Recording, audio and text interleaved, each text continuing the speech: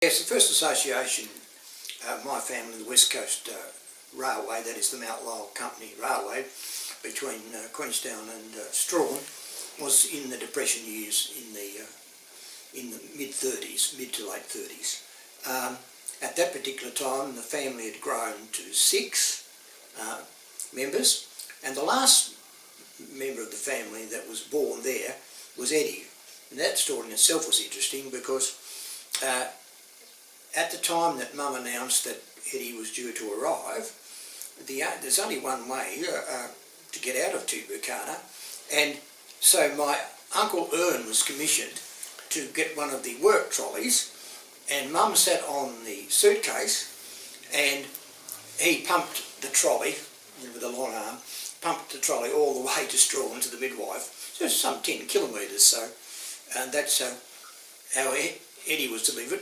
Dad was a ganger on the railways, in charge of the works gang, and it was his love of horses that led to his demise as the ganger of the railway at Tubucana, because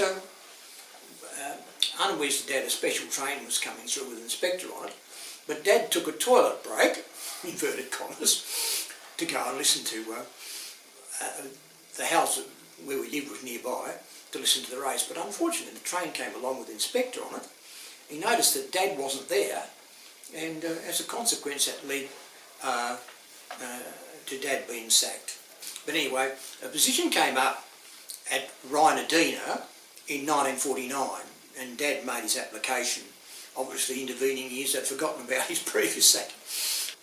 Now, Rinadeena was a very small settlement. It had the Ganger's house, which is where we lived, which is quite a substantial house, and they had 2 conjoined cottages or houses where the Fettlers lived, and there was also another shack, I remember, where Oscar Triffett used to live, which was on the top side of where the railway went through.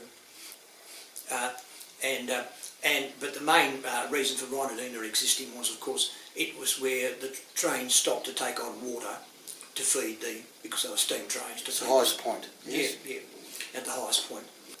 When I went there I was age 4.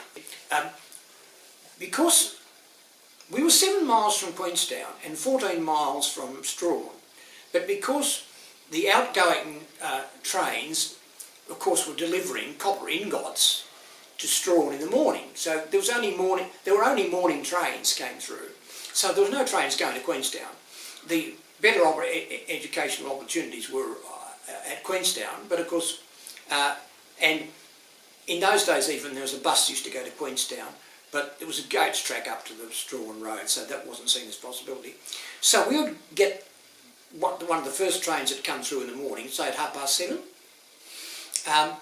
Because of the Abt Railway system, you know, which has got a central cog where the engine logs onto those cogs and goes up very slowly and helps to pull heavy loads, it's extremely slow.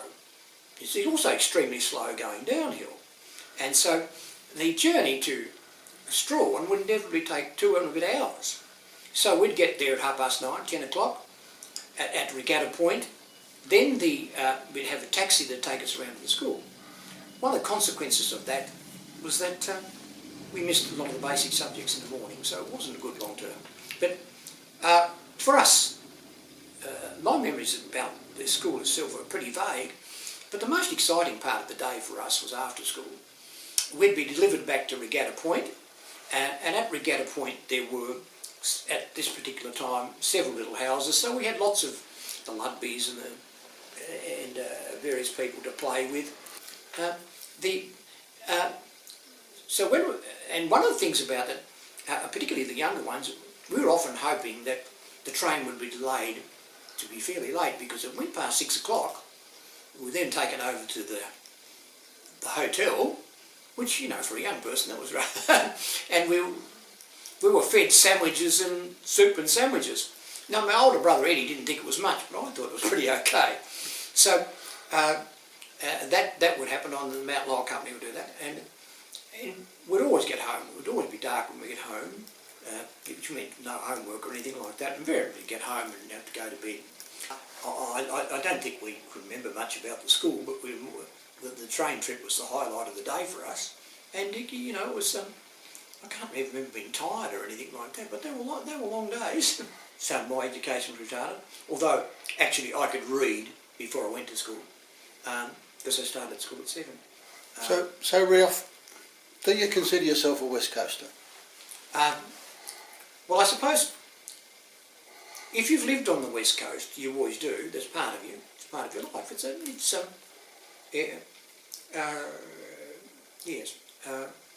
I always remember the comment in the book that you people wrote recently of Paul, who said, Paul Soden, who said the West Coast is in you. There's a closeness of contact and so on, a heightened sense of all the relationships and stuff that you don't have to experience if you live in a big town, if you live in your cities and so on.